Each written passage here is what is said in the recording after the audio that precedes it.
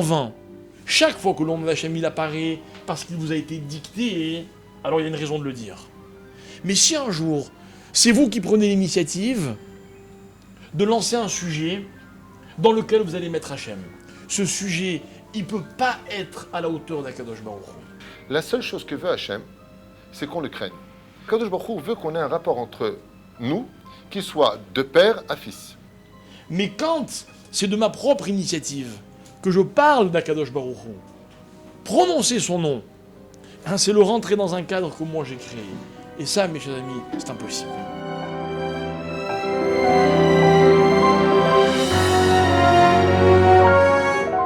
Pour pouvoir parler au nom d'Akadosh Baruch Hu, combien on se doit s'efforcer, Bezrat Hachem, d'abord et avant tout de comprendre la valeur de la parole. Dire le nom d'Hachem en vain, hein, ce serait se donner l'illusion qu'on sait exactement de qui on parle.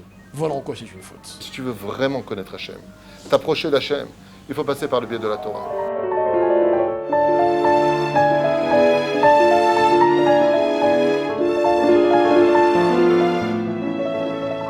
La Hirat Shamaim veut dire celui qui est capable, à travers sa crainte, de voir qu'il y a un filet entre lui et Hachem qui s'appelle Shamaim, c'est-à-dire les cieux. Et tous les jours notre vie on dit Shema Israël, Hachem, Adoshem, ah notre maître. Qui veut dire notre maître?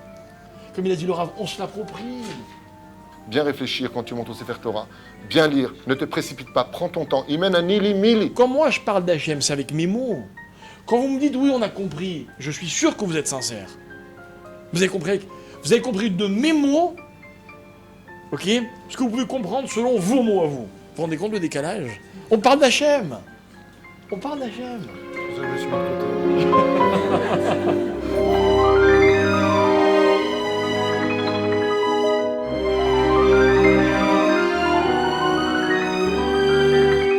Chaque fois que vous prononcez le nom d'Hachem, rappelez-vous que c'est un cadeau qu'Hachem nous fait, de nous autoriser à prononcer son nom.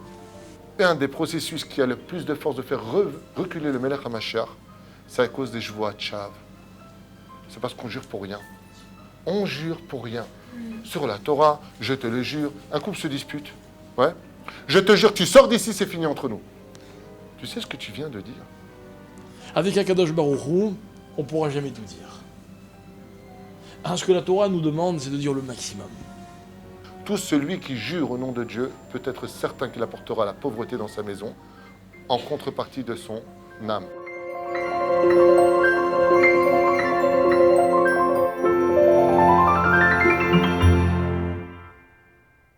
Mais dire Ado, Shem, ok, à la première personne du singulier, enfin c'est la phrase la plus magique du monde.